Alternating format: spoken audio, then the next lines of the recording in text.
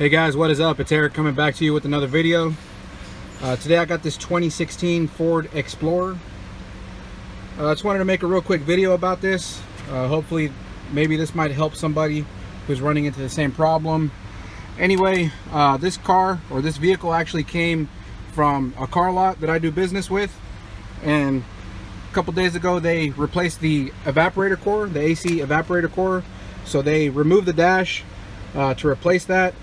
And after they put the dash back together, got everything all assembled, they went to go start the vehicle up, and lo and behold, the vehicle started, but the instrument panel would not light up.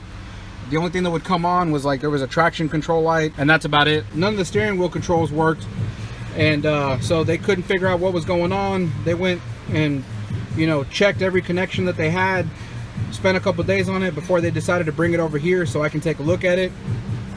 Anyways, I've already figured out what's wrong with this vehicle, and I figured I'd make a video to help anyone else out who might be having the same problem, because it looks like this problem could be a mistake that anyone could make.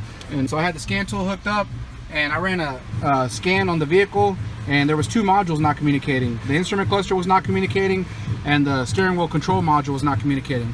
The steering wheel control module is this piece right here, which is where the turn signal stocks. The turn signal stock is attached to. Anyways, that steering wheel control module, or SCCM as Ford calls it, was not communicating, and the instrument cluster was not communicating. So first thing I like to do is just check powers and ground. So I pulled the wiring diagram, I checked power and ground at the instrument cluster, and there was power and ground. I checked power and ground at the SCCM, and lo and behold, there was good power and there was good ground. So to me, I was left kind of scratching my head.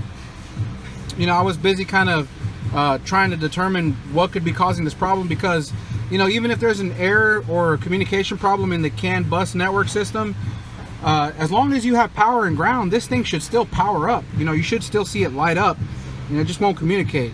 But in this case, it wasn't powering it up at all. So anyways, after about a day and a half of just going back and forth with this thing, let me show you what I figured out. So the connector, and I'm telling you, I stumbled upon this just by accident, but the connector for the steering wheel control or the steering column control module actually looks a lot like the connector for the instrument cluster. Let me show you this real quick. Let me power this down real quick before I disconnect it.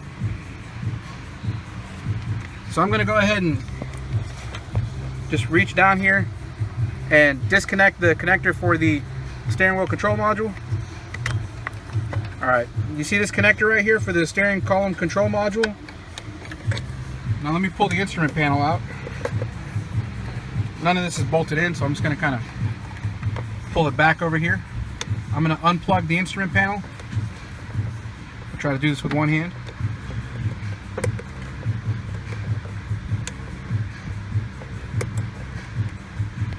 Give me a second.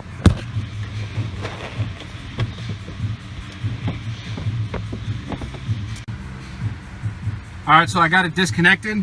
If you look back here behind the instrument panel, this is the connector, the harness connector for the instrument panel. Try to focus in on that.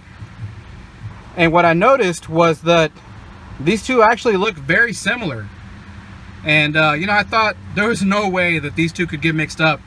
And one of the reasons I thought that was because actually the wiring harness for the one on the steering column was actually longer, which I think it made sense, because the mechanic who was doing it, thought that the wire that was longer, was longer because it had to reach all the way up to the instrument panel, and the harness that was shorter, was shorter because it only had to plug in right here. But in fact, it was actually opposite. So when I went to try to swap these, it turns out that yes, you can actually connect these in the wrong place. So this is the connector for the steering column control module, and the mechanic had accidentally connected this to the instrument panel, and the connector for the instrument panel, he had connected it to the steering column control module.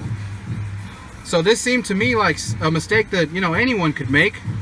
So I figured, why not make a video to help anyone out who might be running into the same problem.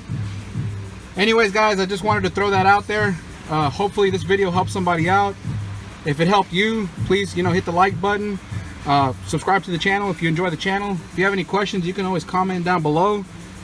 And I hope to see you guys in the next video.